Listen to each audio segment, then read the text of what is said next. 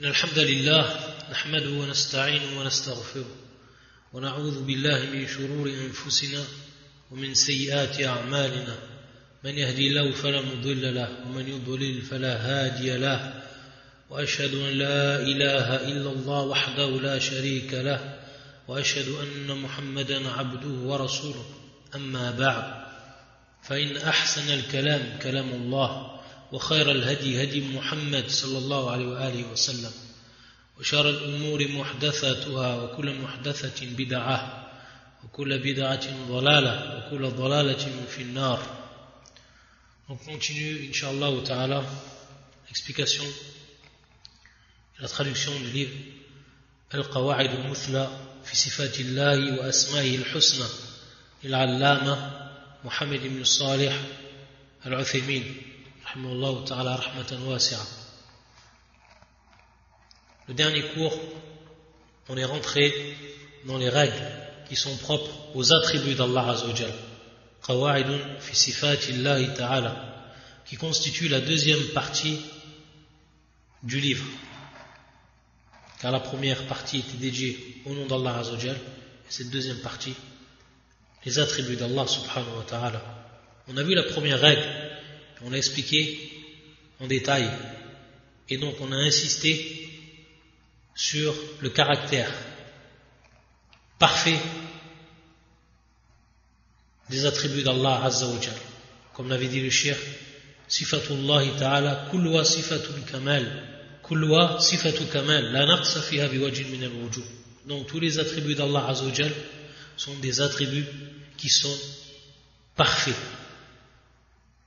absolument parfaits, et qu'il n'y a pas d'imperfection, aucune imperfection, sous tous les aspects que ce soit.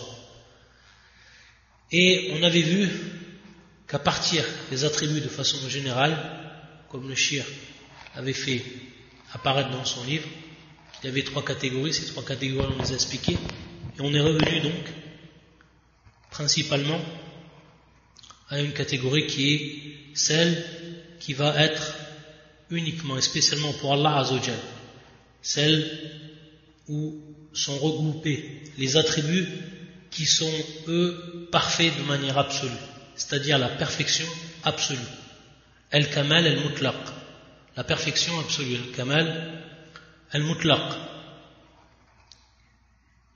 Et lorsqu'on a parlé de al-kamal, la perfection, on a parlé de ce qui était également propre à l'être humain, c'est-à-dire une perfection qui va être propre à l'être humain, c'est-à-dire une perfection, elle, qui est nisbi, qui est uniquement relative, contrairement à la perfection d'Allah Azza wa Jal qui est, elle, absolue. Et on avait dit qu'on allait expliquer et mettre en évidence qu'est-ce qu'on veut dire par ce terme kamal, ce terme, la perfection, lorsqu'on parle de al-makhlouq, des créatures, de la créature, et lorsqu'on parle de al-khaliq, le créateur, Allah subhanahu wa ta'ala. Donc la question qu'on va se poser, ou les deux questions qu'on va se poser, hal kullu kamal fil makhlouq kamal ou fillah, c'est-à-dire est-ce que tout ce qui est considéré comme parfait chez l'attribut va être parfait chez Allah Azza wa Jal? La réponse bien entendu c'est non. Et la deuxième question, hal kullu kamal fillah et kamal fil makhlouq, c'est-à-dire est-ce que tout ce qui est parfait dans le droit d'Allah, auprès d'Allah subhanahu wa ta'ala, par rapport à Allah, est-ce que ça va être parfait pour ce qui est des créatures? Et la réponse bien entendu évidemment c'est non. Et on va donner des exemples. Pour ce qui est du premier cas, ce qui est considéré comme une perfection chez l'homme, l'exemple qu'on donne, al-akl wa-shurb, al-akl wa-shurb wa-nikah, c'est-à-dire que l'homme il mange, il boit et il se marie, il a donc des rapports. Tout cela par rapport à l'homme, ça va être considéré comme une perfection. Par exemple, une personne qui ne pourrait pas se marier, qui serait impuissante, ça c'est considéré par rapport à lui comme une imperfection. En cas contraire, c'est considéré comme une perfection. Et ainsi de suite. Taïb. Par contre, ces attributs, dans le cas d'Allah subhanahu wa ta'ala, c'est impossible. Et c'est considéré comme une imperfection totale. Ça ne peut être attribué à Allah subhanahu wa ta'ala. Taïb. Donc ça c'est par rapport au premier cas. Et maintenant si on regarde le deuxième cas, est-ce que tout ce qui est parfait dans le droit d'Allah Azza wa Jalla est parfait dans le droit de la créature? On avait dit bien entendu que non. Et l'exemple que l'on donne, c'est l'exemple de Atakabbur. Atakabbur, l'orgueil. On sait que Atakabbur, c'est-à-dire l'orgueil, dans le droit du fils d'Adam, c'est une imperfection. Et il est interdit qu'il se caractérise par cet attribut, par cette qualité, ou par cette caractéristique. Strictement interdit, Atakabbur. Donc dans le droit, ici, ou dans le cas de la personne, c'est une imperfection pure. Alors que dans le droit d'Allah, Atakabbur, l'orgueil, c'est bien le contraire, une perfection qui est absolue. Car on sait qu'Allah Azza wa Jal, parmi ses noms, Al-Mutakabbir, Al-Mutakabbir, Al-Mutakabbir qui fait partie des noms d'Allah Azza wa Jal, que l'on retrouve dans le Coran, comme dans ce verset, Wallahu alladhi la ilaha illa hu, Al-Malik al-Quddus, Al-Malik al-Quddus, As-Salam al-Mu'min al-Muhaymin, Al-Aziz al-Jabbar al-Mutakabbir, Subhanallah amma yushrikun. Al-Mutakabbir, comme dans ce verset. Et également, comme dans le hadith du prophète sallallahu alayhi wa sallam, lorsqu'il nous informe à la fin des temps qu'Allah Azza wa Jal prendra dans sa main as-samawat wa ard wa ardahu, samawati wa ardahu, ya'khudhu al-jabbaru samawati wa ardahu. Il prendra donc les cieux et la terre. Et il dira, subhanahu wa ta'ala, Ana al-Rahman, Ana al-Malik, Ana al-Quddus, Ana al-Salam, Ana al-Mu'min, Ana al-Muhaymin, Ana al-Aziz, Ana al-Jabbar, Ana al-Mutakabbir, Ana al-Mutakabbir, Ana alladhi bada'ta ad-dunya wa lam takun shay'an, Ana alladhi u'iduha, Ayna al-Jabbarun, Ayna al-Mutakabbirun. Donc ici également dans ce hadith authentique où l'attribut d'Allah Azza wa Jalla al-Mutakabbir nous est cité.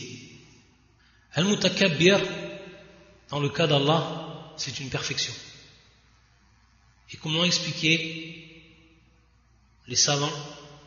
Takabbur, pour bien comprendre ce terme, Takabbur, que l'on traduit par l'orgueil de façon générale, au niveau de la langue arabe, son origine c'est al-imtina, wa adamul inqiyad, al-imtina, donc le fait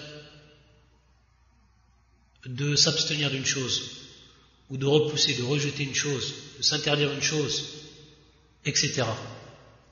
Et pour ce qui est du droit d'Allah Azza wa Jal, ici, comme l'ont expliqué les savants, d'après les salafs, comme à l'exemple de l'imam Qatada, al-Mufassir al-Mashhour, parmi les salafs, يقول هو الذي تكبر عن كل سوء هو الذي تكبر عن كل سوء. C'est donc celui qui va repousser de lui tout ce qui fait partie du mal, tout ce qui fait partie de l'imperfection, de façon générale. Ou on pourrait également traduire celui qui est au-dessus de tout ce qui est imparfait. Takabbara. Donc il s'est enorgueilli, subhanahu wa ta'ala, par rapport à l'imperfection. Et donc ici, c'est bel et bien un attribut qui a un caractère de perfection absolue. Par contre, pour ce qui serait du droit de al-makhlouqin, pour ce qui est des créatures, ce serait bien entendu une imperfection. Car comment l'homme, avec tous ses défauts, toutes ces imperfections, il peut devenir orgueilleux. Ayadan billah. Tayyib. Et d'autres savants ont dit alladhi takabbara an kulli naqs. Donc là, ça revient toujours à la même signification. Wa ta'azzama amma la yaliqu bihi. Donc qui est au-dessus de toute imperfection, qui est bien plus grand par rapport à ce qui ne correspond pas à lui, subhanahu wa ta'ala, etc. Hada ma'na al-mutakabbir. Et ici donc dans le droit d'Allah, c'est bien entendu une perfection, contrairement à ce qui est du droit de la créature. Donc on voit ici bel et bien que dans les deux cas, dans les deux questions qu'on a posées, c'était bien entendu une réponse négative. Et on a donné donc les exemples pour prouver ce qui a été dit. Et pour que ce soit plus clair donc, pour ce qui a précédé. Maintenant, on va continuer sur l'explication de la deuxième règle que Cheikh Al-Uthaymin rahmatullah alayh nous a citée dans son livre, et qui est la suivante. يقول رحمه الله القاعدة الثانية باب الصفات أوسع من باب الأسماء باب الصفات أوسع من باب الأسماء. Cette règle-là, qui est la suivante, le chapitre, si on traduisait ainsi, al-bab, c'est-à-dire tout ce qui concerne les attributs d'Allah Azza wa Jal, est plus vaste et plus large que les noms, ou que le chapitre des noms, c'est-à-dire tout ce qui est en rapport avec les noms d'Allah Azza wa Jal. C'est plus vaste. Awsa'u.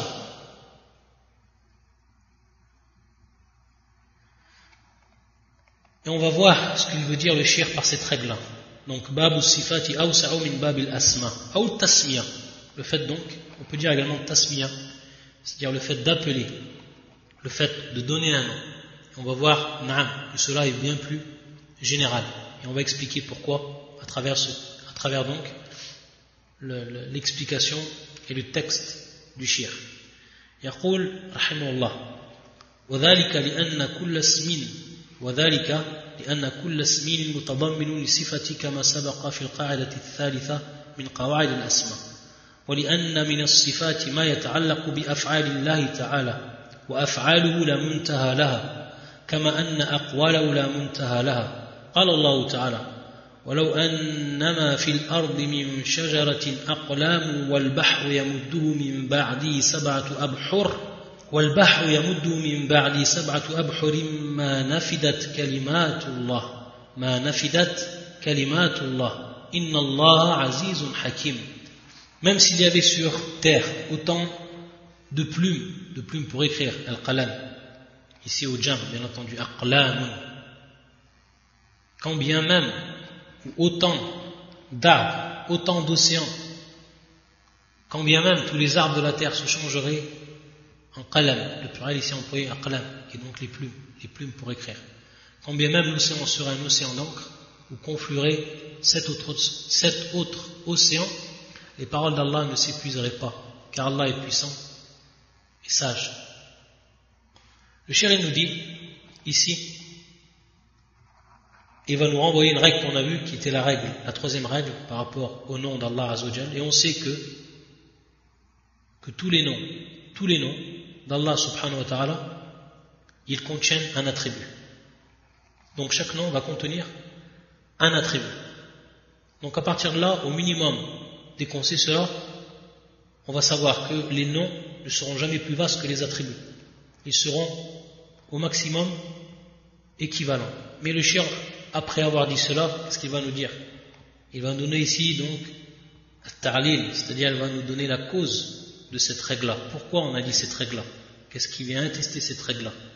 Il nous dit en deuxième point, c'est parce que parmi les attributs d'Allah Azza wa Jal, il y a ce qui est rattaché aux actes d'Allah Azza wa Jal. Ma yata'allaqu bi af'alillahi ta'ala, qui est raccroché, qui concerne les actes d'Allah subhanahu wa ta'ala. Et on sait que les actes d'Allah, ou af'alu la muntahala, ils sont infinis. Ils n'ont point de limite, les actes d'Allah Azza wa Jal. Ça, c'est la deuxième cause ici. Donc à partir de là, on va savoir que les attributs, ils sont bien plus larges, bien plus vastes, où le chapitre des attributs est bien plus large, bien plus vaste que le chapitre des noms.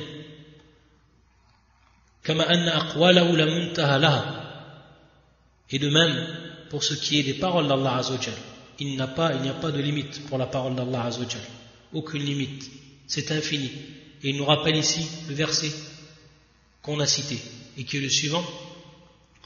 ولو أنما في الأرض من شجرة أقلام والبحر يمده من بعده سبعة أبحر ما نفدت كلمات الله إن الله عزيز حكيم.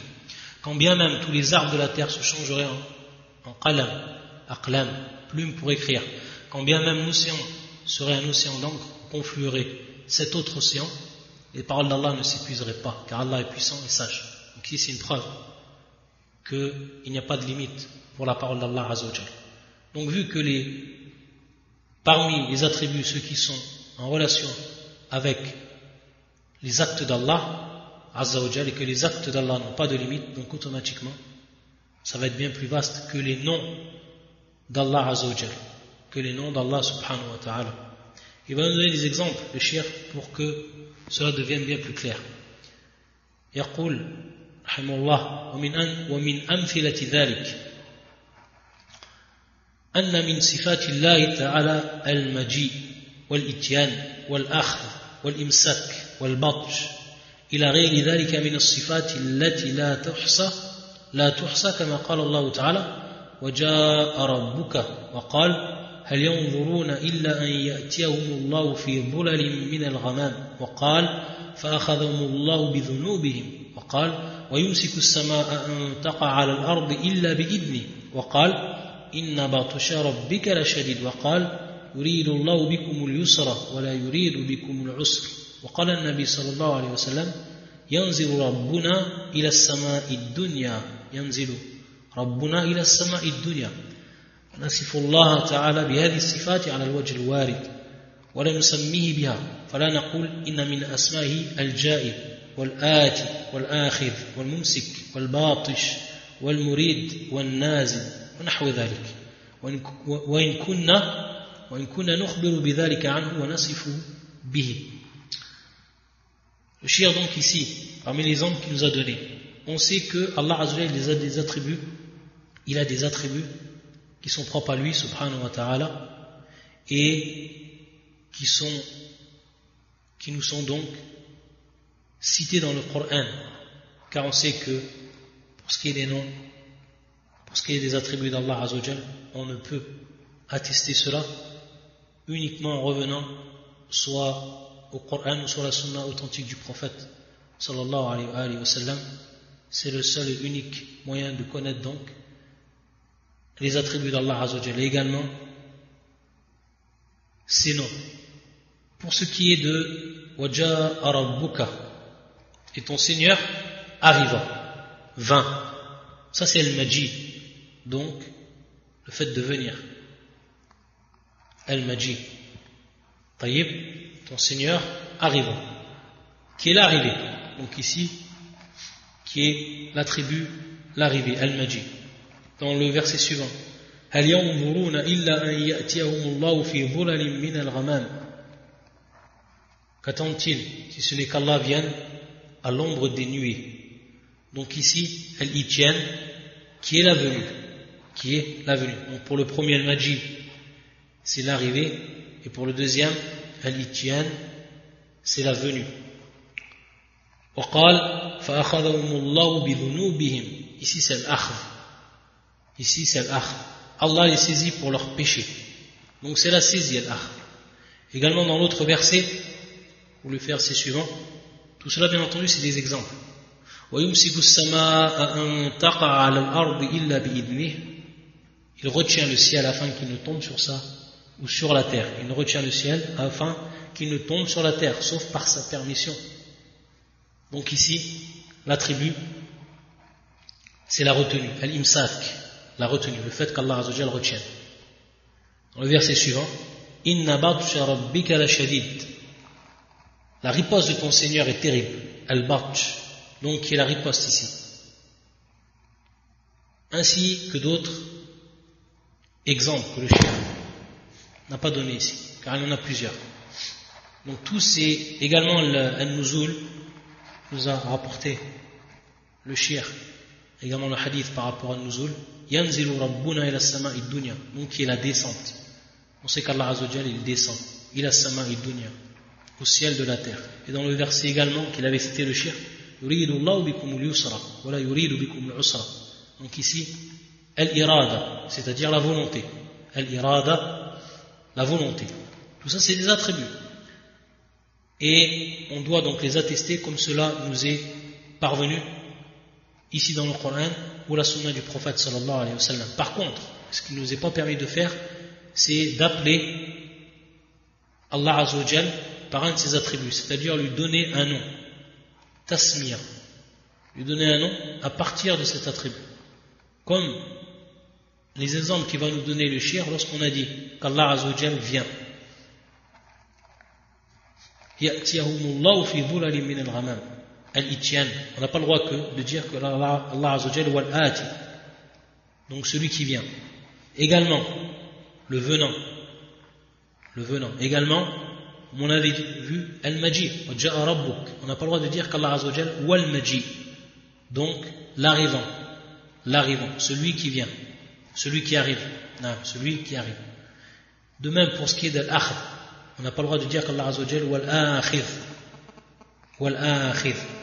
C'est-à-dire le saisissant. Également, Al-Mumsik. Al-Mumsik. On sait que parmi ses attributs, Al-Imsak, on n'a pas le droit de dire que c'est Al-Mumsik. Donc le nom qui serait tiré de cet attribut. Le retenant.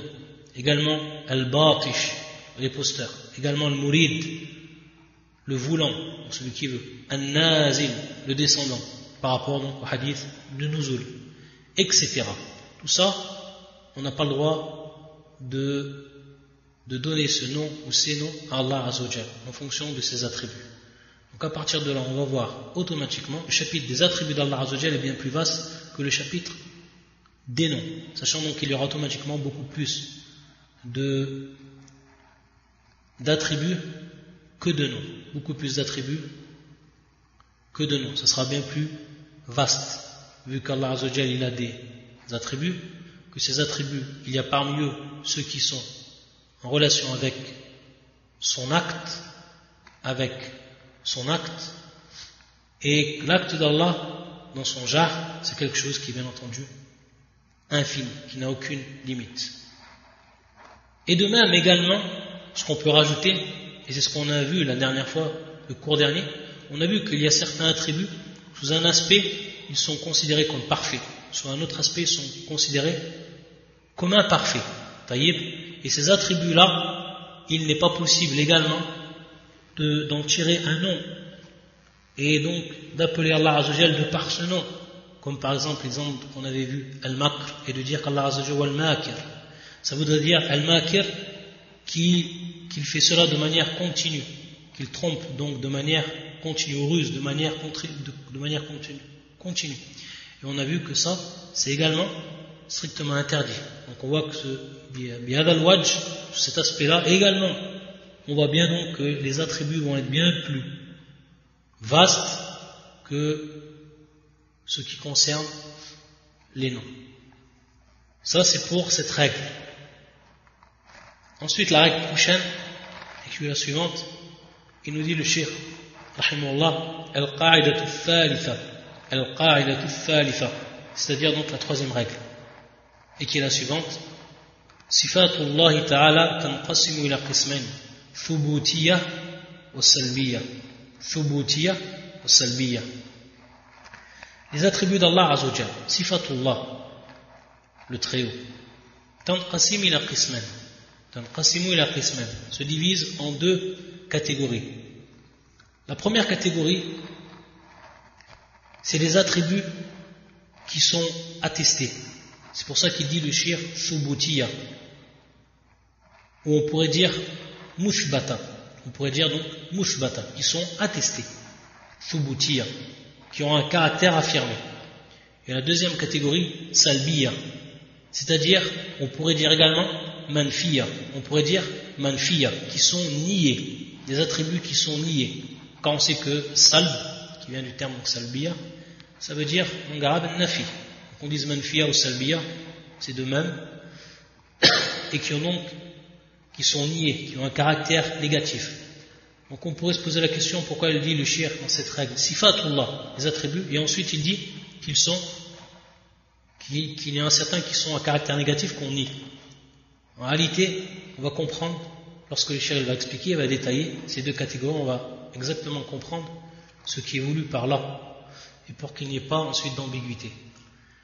فيقول الشيخ فالثبوتية ما أثبته الله تعالى لنفسه في كتابه أو على لسان رسوله صلى الله عليه وسلم وكلها صفة كمال لا نقص فيها بوجه من الوجوه كالحياة والعلم والقدرة والاستواء على العرش والنزول إلى السماء الدنيا والوجه واليدين ونحو ذلك فيجب إثباتها لله تعالى حقيقة على الوجه اللائق به بدليل السمع والعقل.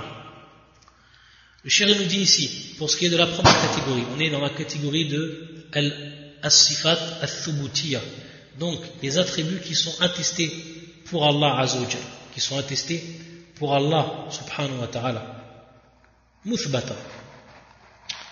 Il dit ce sont donc les attributs qu'Allah Azza wa Jal il a attesté de lui-même, pour lui-même, dans son livre, ou alors qu'il a attesté par la langue de son prophète sallallahu alayhi wa sallam, donc bien entendu dans la sunna et la sunna authentique, et que tous ces attributs ils sont parfaits, qu'il ne se trouve dans ces attributs d'imperfection, et ça de manière absolue, sous tous les aspects.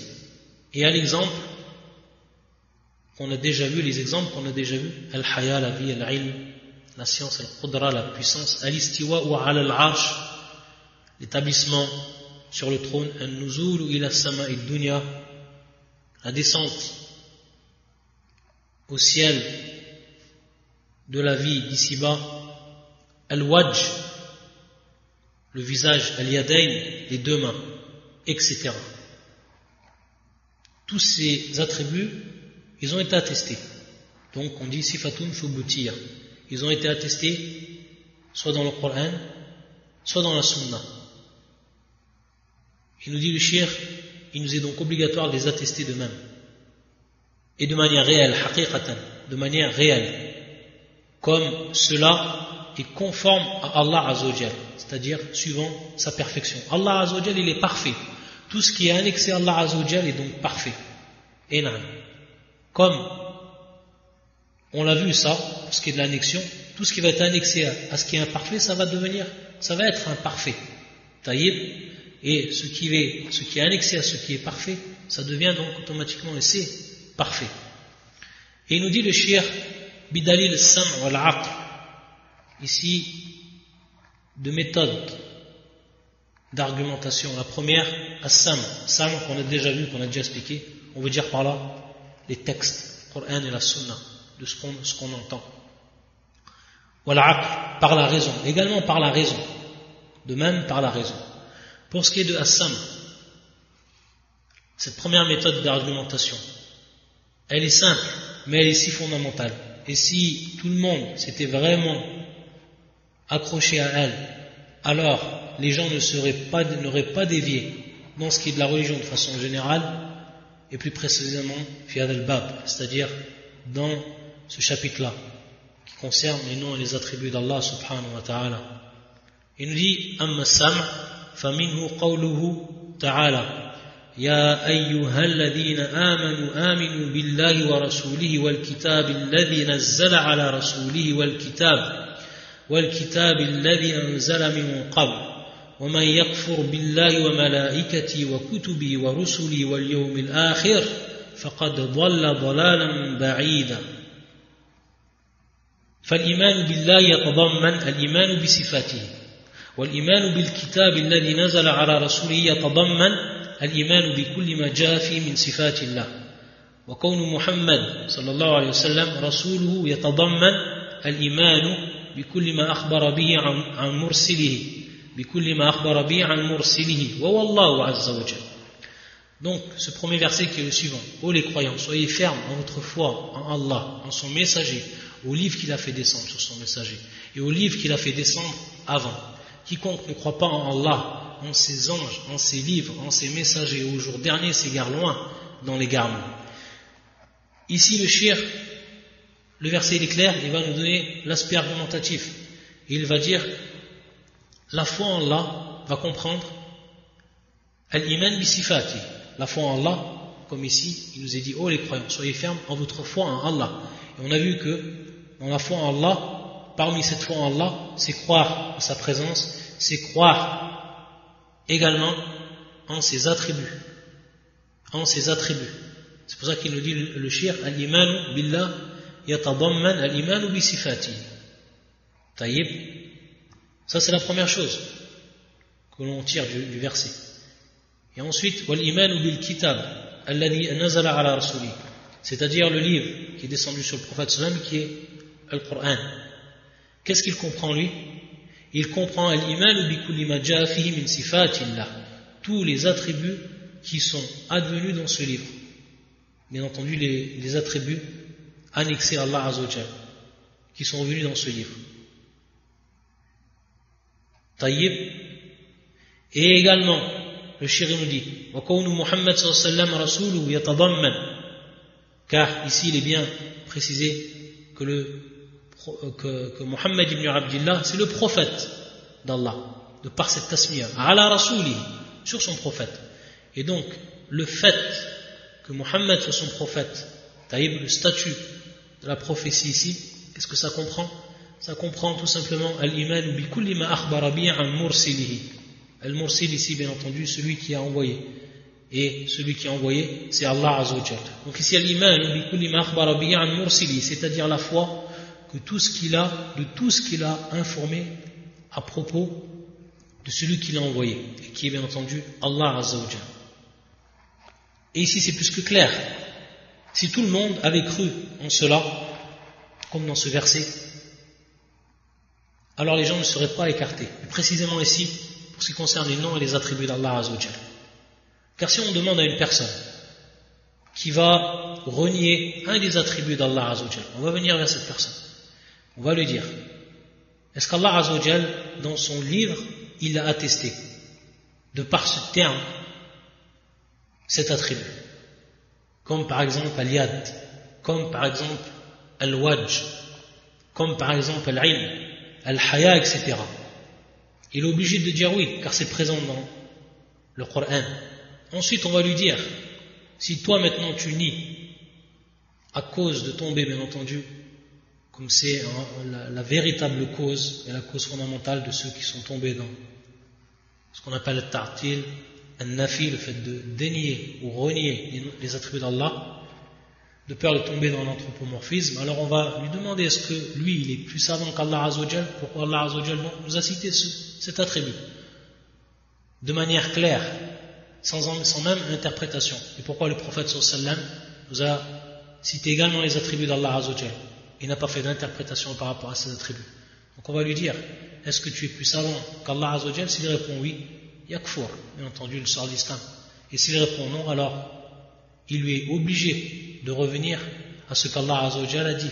Est-ce que son prophète sallallahu alayhi wa sallam nous a informé d'Allah Azza wa Jal dans sa sunna?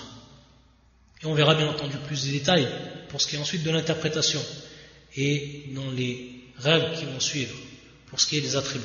Ça, c'est pour ce qui est de sam, c'est pour ce qui est la preuve prise du Coran, plus précisément ici. Ou amal aql, de par la raison.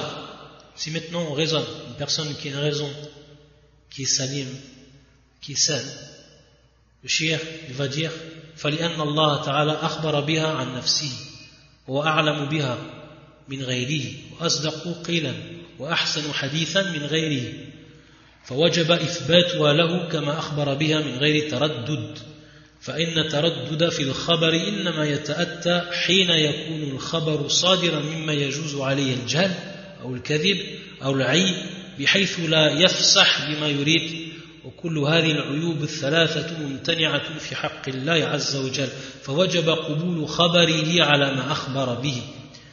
Ici il nous dit le shir, de par donc notre raison, on sait qu'Allah Azza wa Jal nous a informé dans son livre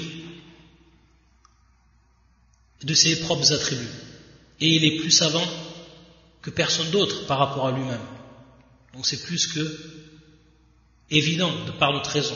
Wa asdaqu qilan, et il est le plus sincère et sa parole est la plus sûre. Wa ahsanu hadithan, et sa parole également c'est celle qui a une éloquence parfaite, qui a une clarté d'expression parfaite, ou ahsanu hadithan min ghayri, que d'autres que lui. Donc à partir de là, si on sait cela, on doit automatiquement attester comme Allah il a attesté. Car Allah Azzawajal, il est celui qui est le plus sincère dans sa parole. Il est celui qui a la plus grande clarté d'expression, l'éloquence dans sa parole. Donc, ce qui a été dit dans le Coran et les termes qui ont été employés, c'est ce qu'il y a de plus parfait. Donc, on ne peut, à partir de là, refuter. Et on est obligé, on est dans l'obligation d'attester ses noms et ses attributs. Et il nous dit le cheikh, min ghayri taraddud, sans même donc hésitation, sans même un doute, avec yaqin, c'est-à-dire avec une certitude complète.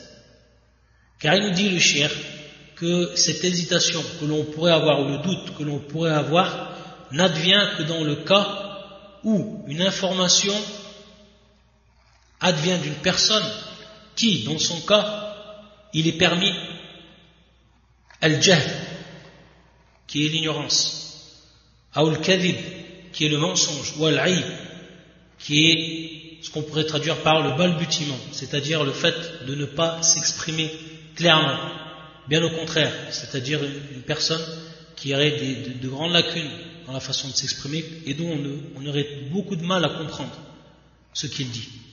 Taïb, tout, ou alors ces trois caractéristiques qui sont des imperfections, cela est strictement interdit dans le droit d'Allah Azzawajal, de par notre raison, strictement interdit qu'on puisse annexer à cela à Allah Azzawajal, de par notre raison. Donc on est obligé, il dit le cheikh, c'est-à-dire qu'on est obligé ici d'accepter l'information d'Allah Azzawajal, s'y soumettre et de les reconnaître, ces informations, concernant ici les attributs d'Allah subhanahu wa ta'ala. Et si on faisait une remarque ici, ou alors pour encore mieux comprendre ce qui est dit, si maintenant une personne, elle venait, à titre d'exemple, une personne qui serait malade, on ferait appeler une personne qui n'aurait aucune science dans la médecine, c'est-à-dire, titre d'exemple, un menuisier. On le fera appeler, cette personne-là, elle viendrait, elle ausculterait la personne malade, et ensuite elle donnera un remède. Est-ce qu'on va croire à ce qu'elle a dit, cette personne-là? Bien entendu non, parce qu'elle n'a aucune science, elle n'a pas de science par rapport à ce qu'elle a dit. Taïb, c'est ici ignorance, c'est le jahl. Dans le cas d'Allah Azzawajal, c'est strictement interdit, car Allah Azzawajal, on sait et on a vu auparavant qu'il a les attributs qui sont parfaits, les noms qui sont parfaits, perfection absolue. Et parmi ces attributs, al-ilm, c'est-à-dire la science absolue. Pour ce qui est d'al-kadhib, le mensonge, il se peut qu'on fasse venir un médecin, cette fois, quelqu'un de spécialisé qui a la science, mais qui, une fois avoir ausculté le médecin, demande une somme très importante pour qu'il puisse être guéri. Et on sait que cette personne-là n'est pas une personne dont on peut se fier, qui est connue donc pour être une personne qui ment. Et donc à ce moment-là, on aurait du mal à croire ce qu'il dit, de peur qu'il dise qu'il atteste de cette maladie, et ensuite qu'il propose un remède pour tout simplement obtenir de l'argent, ou une grosse somme d'argent. Pour ce qui est de ce cas-là, c'est strictement impossible dans le droit d'Allah Azzawajal, car Allah Azzawajal, c'est lui qui a la sincérité absolue. Asdaqu qilan. Et de même al-aï, si par exemple maintenant un médecin qui viendrait, qui serait une personne sincère et qui connaît son métier, mais qui aurait, par exemple, qui parlerait dans une langue que l'on ne comprend pas, ou qui aurait tellement de mal à s'exprimer qu'on ne pourrait comprendre ce qu'il dirait, alors automatiquement dans ce cas-là, on pourrait également lui faire confiance du fait qu'on ne pourrait comprendre ses paroles. Ici également, c'est strictement interdit dans le droit d'Allah Azzawajal. Car Allah Azzawajal, wa ahsanu hadithan, c'est celui donc qui a al-bayan, al-balagha, al-mutlaqa, c'est-à-dire la façon ou la clarté d'expression, l'éloquence comme on a dit, qui est donc absolue et parfaite. Donc si maintenant on sait tout cela dans le droit d'Allah Azzawajal, et que personne de par sa raison ne peut réfuter cela, sauf celui qui perd la raison ou qui yakfur, c'est-à-dire qui sort de l'islam, on ne peut donc réfuter ce qu'il a attesté comme attribut dans son livre. Et c'est pour ça qu'il dit le cheikh ensuite, وهكذا نقول فيما أخبر به النبي صلى الله عليه وسلم عن الله تعالى فإن النبي صلى الله عليه وسلم أعلم الناس بربه وأصدقهم خبرا فإن النبي صلى الله عليه وسلم أعلم الناس بربه وأصدقهم خبرا وأنصحهم إرادة وأفصحهم بيانا فوجب قبول ما أخبر به على ما هو عليه. De même pour ce qui est du prophète sallallahu alayhi wa sallam, on sait que Allah azza wa jalla l'a choisi, le prophète sallallahu alayhi wa sallam, et que le prophète était celui qui avait le plus de science par rapport à son Seigneur, qui connaissait son Seigneur le plus parmi les hommes, et qui était celui qui était sincère dans ce qu'il informe. Et de même, le prophète sallallahu alayhi wa sallam avait une éloquence, une clarté d'expression. Et donc à partir de là, le prophète sallallahu alayhi wa sallam également, ce qu'il a dit, ce qu'il a informé, de par notre raison, on ne peut le réfuter. On ne peut donner des interprétations qui sont vaines et qui sont contraires à ce qui nous a été informé. Ça donc ici, c'est pour cette première catégorie, qui est as-sifat al-thubutiyya. Et à partir de cette catégorie, le shir, il a argumenté pour ce qui est d'attester les attributs d'Allah Azza wa Jal, pour ce qui est de l'attestation des attributs d'Allah Azza wa Jal. Ensuite, as-sifat al-salbiyya, ou qu'on avait dit également qu'on pourrait dire al-manfiyya, as-sifat al-manfiyya. Donc, tout simplement les attributs qu'on va nier dans le droit d'Allah, qu'on va réfuter, qu'on va délaisser, as-sifat al-salbiyya.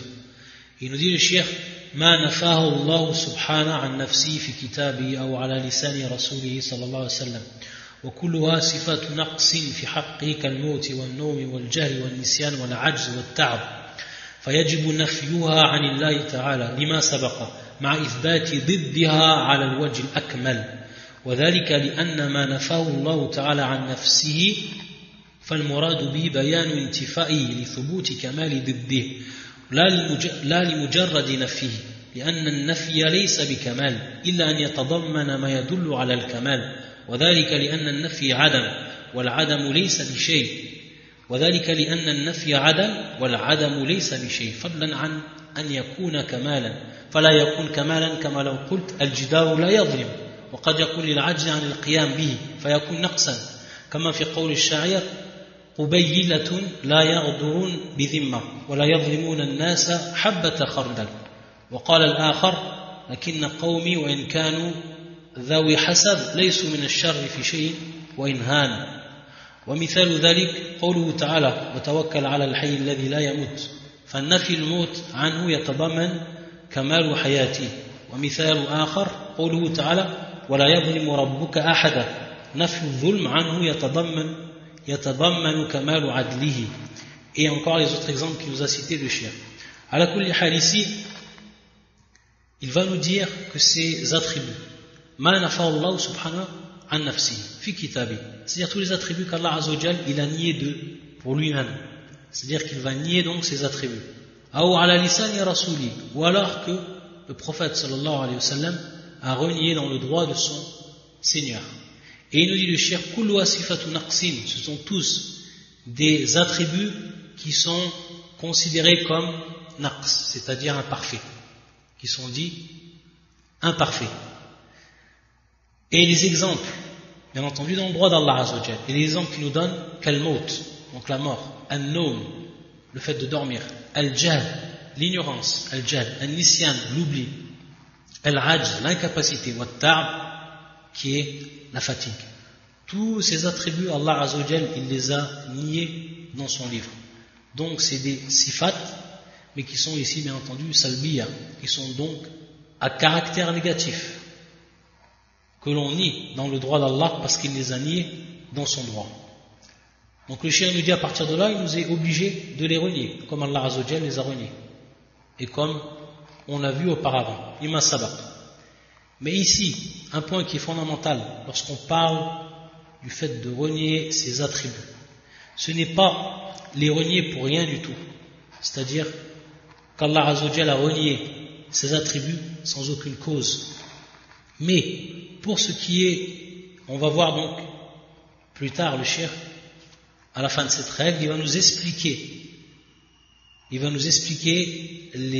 on va nous donner les trois cas, où l'on va dire les trois raisons les trois raisons pour lesquelles Allah subhanahu wa ta'ala a renié ses attributs donc qui ont été cités à titre d'exemple dans son livre.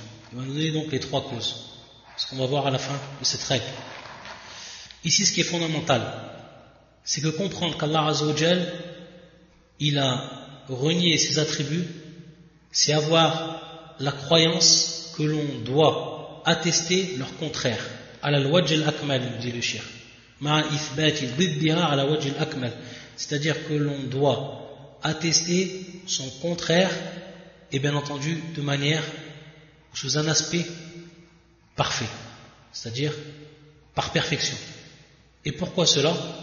Car il nous dit le shir que Allah Azza wa Jal, il a renié ses noms, ou il a nié ses noms, car il a voulu par là, c'est-à-dire qu'il a voulu par là mettre en évidence que ces noms ou que ces attributs, ils sont totalement nuls dans le droit d'Allah Azza wa Jal, afin d'attester le contraire de ces attributs. Le contraire de ces attributs. Donc ce n'est pas un simple ou une simple négation qui n'aurait pas de but. Car, comme le shir va nous l'expliquer, car en réalité, la négation, ce n'est pas une chose qui rentre dans la perfection. Si maintenant, on nierait uniquement des attributs dans le droit d'Allah Azza wa Jal, ça ne rentre pas dans ce qui est de la perfection. Donc ça ne rentre pas dans le droit d'Allah Azza wa Jal. Par contre, si on nie maintenant des attributs pour attester de manière absolue et parfaite leur contraire, alors à ce moment-là, ça devient donc la perfection. Si par exemple, on parle de al-maut, pourquoi Allah Azza wa Jal, il a nié la mort par rapport à lui dans le Coran? Tout simplement pour attester la perfection de sa vie. Pour attester la perfection de sa vie. De même un homme, de même donc le sommeil, il a nié cet attribut-là pour attester la perfection de sa vie. C'est-à-dire al-hayatu. Donc on voit bien ici que ce n'a pas été donc pour rien qu'Allah Azza wa Jal, il a nié ses attributs ici, particulièrement ses attributs. De même pour ce qui est de al-jahl ou al-nisyan, de même pour ce qui est de l'ignorance, de même pour ce qui est de l'oubli. Qu'Allah Azza wa Jal, il a nié cela dans le Coran, c'est pour attester donc son contraire, et qui est ici sa science, et donc une science qui est absolue. Donc on voit bien ici que le fait de nier, ce n'a pas été une simple négation, mais que cette négation a eu pour but et pour résultat l'attestation de ce qui va être contraire à cela de manière parfaite, comme on l'a cité à travers ces exemples. C'est pour ça qu'il nous dit le shir, c'est-à-dire que la négation à elle-même n'a aucune valeur. Adam est considéré comme néant. Et le néant, bien entendu, ça ne représente rien, ce n'est rien du tout. Et ensuite, le shir, il va également expliquer, toujours pour ce qui est de la négation, il va nous dire qu'également, cette négation, pour ce qui ne peut être accepté, ou qui ne peut être donc reçu. Et à titre d'exemple, il nous dit le shir cette phrase, Al-jidaru la yadlim. Al-jidaru la yadlim. C'est-à-dire donc que le mur, il ne fait pas d'injustice. Lorsqu'on dit que le mur ne fait pas d'injustice, Al-jidaru la yadlim, on a nié ici l'injustice dans le droit du mur. Mais dans quel sens ici? Al-jidaru la yadlim. Tout simplement car il ne peut lui faire injustice déjà à la base, car il a l'incapacité et il n'a pas la réceptivité de cet acte-là. Donc ça ne peut être considéré comme kamal. Et il va nous dire également, et de même, il se peut dans un autre cas que on va nier une chose, c'est-à-dire on va nier ici un attribut dans le droit d'une personne, tout simplement parce qu'elle a l'incapacité de l'accomplir. Pour Al-Jidar, elle n'avait pas la réceptivité, elle était néant à cette réceptivité, ne peut donc commettre déjà à la base justice ou injustice, car c'est quelque chose inanimé, c'est pour ça qu'il a dit le shirk. وَلِأَنَّ النَّفْيَ قَدْ يَكُونُ لِعَدَمِ قَبِيلِيَّةِ الْمَحَلِ لَهُ. نعم. قَبِيلِيَّةِ الْمَحَلِ لَهُ. طيب. Donc c'est dans ce sens qu'on a dit, et qu'ensuite que le shirk, il a cité al-jidaru la yadhlim. Et pour ce qui est du deuxième cas, là où c'est une incapacité, il va nous citer le shirk des vers. Ubayyilatun la yaghduruna bi dhimmatin wa la yadhlimuna an-nasa habbata khardal. C'est-à-dire, la traduction, c'est une tribu. Donc ici le terme Ubayyila, c'est une petite tribu. Une tribu qui est faible, une tribu qui n'a pas une grande importance. Ubayyilatun la yaghduruna bi dhimma, c'est-à-dire donc qu'ils ne peuvent trahir un pacte. Lorsqu'ils font donc un pacte avec des personnes, ils ne peuvent le trahir. Wa la yadhlimuna an-nasa habbata khardan, et ils ne peuvent être injustes, faire injustice envers les gens, ne serait-ce qu'un grain de moutarde. Donc ici, pourquoi ils ne font pas cela? Car c'est une petite tribu par rapport aux autres tribus et qui sont faibles. Donc ils n'ont pas la possibilité, ils n'ont pas donc la capacité, s'ils le voulaient, de rompre à la base même les pactes qu'ils ont fait avec les autres tribus. Et ils n'ont également pas la capacité, de par leur faiblesse, de faire de l'injustice à autrui. Donc ici, ça a été nié dans leur cas, mais ça n'a pas été pour attester le contraire, c'est-à-dire attester une perfection qui serait donc ici al-wafa, le fait donc de conserver un pacte, ou alors le fait ici bien entendu al-adl, la justice, le fait d'être juste envers les gens. Également un autre ou l'autre vers qui nous a dit lakinna qawmi wa in kanu dhawi hasabin laysu min ash-sharri fi shay'in wa in hana. C'est-à-dire que, certes, ou alors cependant mon peuple, même s'ils sont des gens de vertu, ou alors des gens qui ont un lignage, ils ne font de mal à qui que ce soit, si petit soit-il, ou alors si dérisoire, ou si méprisable soit-il. Et ici également, ça peut être wal ihtimal, c'est-à-dire ici il y a possibilité, une éventualité, que ce soit donc par da'f, c'est-à-dire que ce soit par incapacité, ou alors par faiblesse, le fait donc qu'ils ne font de mal à autrui. Alors c'est l'exemple que nous a donné le shirk, et pour nous faire comprendre ici que pour ce qui est de la négation et pour ce qui est donc des attributs d'Allah Azzawajal, cette négation elle a eu uniquement pour but d'attester son contraire et de façon parfaite. Donc à l'exemple de An-Nisyan, l'oubli, Al-Jal, pour attester la science parfaite d'Allah Azzawajal, etc. Et le cheikh va nous donner ici des exemples. مثال ذلك قوله تعالى وتوكل على الحي الذي لا يموت فنفي الموت عنه يتضمن كمال حياته. Donc comme on l'a déjà expliqué dans ce verset, وتوكل على الحي الذي لا يموت, fais entière confiance en le vivant, celui qui ne meurt pas.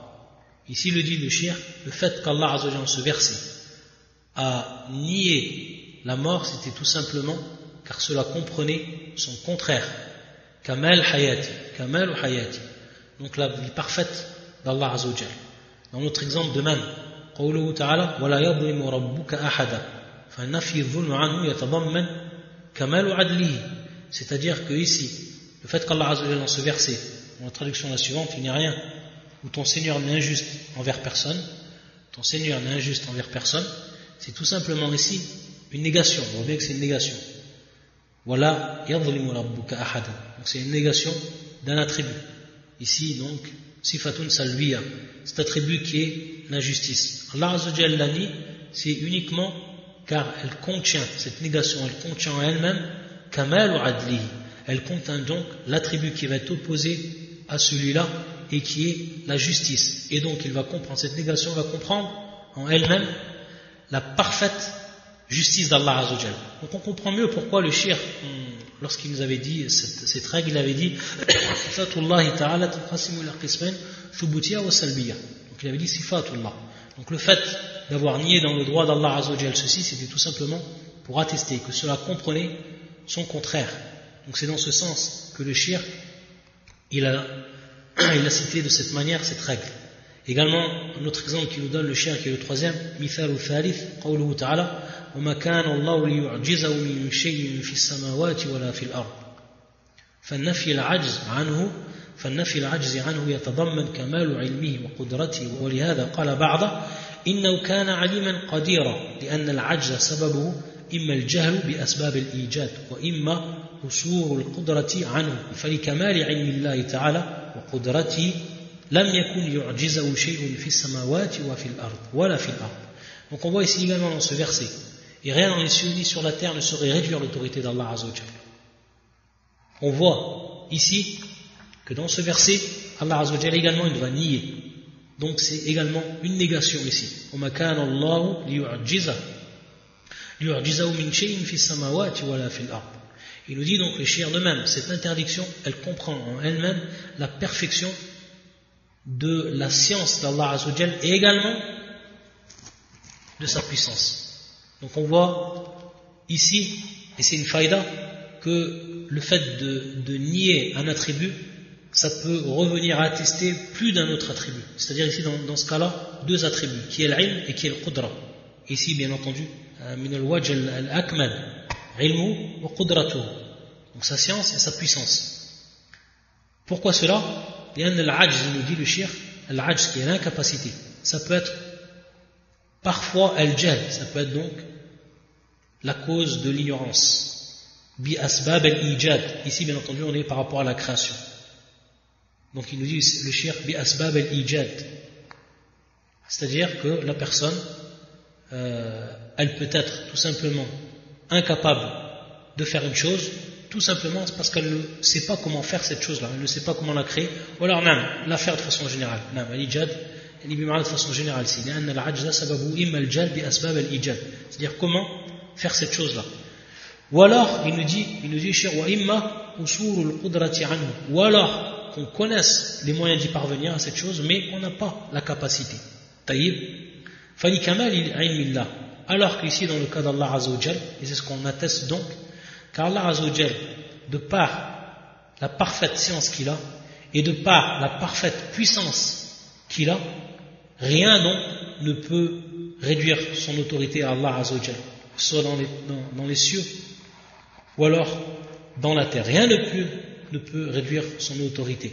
Et là, pourquoi? Parce qu'il a la science parfaite, et parce qu'il a la puissance parfaite. Donc on voit ici qu'il y a deux attributs qui vont être attestés à travers la négation de cet attribut qui est l'ajz, qui est donc l'incapacité, et qui peut donc, cette incapacité peut être, qui peut être donc issue soit de, comme on l'a dit, al-jahl, ou soit donc usul al-qudra, l'ignorance ou alors l'incapacité. Et dans ces deux cas, c'est bien entendu strictement interdit dans le droit d'Allah Azza wa Jal, et donc on va attester son contraire, la science parfaite et la puissance parfaite. Et c'est pour ça qu'il dit le shir, comme on l'a donc souligné ici, وبهذا المثال علمنا أن الصفة السلبية قد تتضمن أكثر من كمال, c'est-à-dire que on sait maintenant que ces sifas, ces attributs qui sont dits, qui sont négatifs, ils peuvent comprendre plus qu'une perfection, comme ici le cas de la science et le cas de la puissance. Ensuite le shir, dans la prochaine règle, donc toujours qui sont en relation avec ce qu'on appelle al-thubutiyya, sifat al-thubutiyya, c'est-à-dire la première catégorie. Ici il fera apparaître le shir, comme on l'a dit, comme on l'a précisé, les causes donc qui font qu'Allah Azza wa Jal a attesté dans son livre sifat salbiya, c'est-à-dire qui a renié des attributs, comme on l'a dit auparavant, qui a renié donc des attributs. On va voir quelles sont les causes, et ça, ce sera donc pour la prochaine catégorie. On va s'arrêter là, inshallah ta'ala. Subhanakallahumma bihamdika, ashhadu an la ilaha illa anta, astaghfiruka wa atubu ilayk.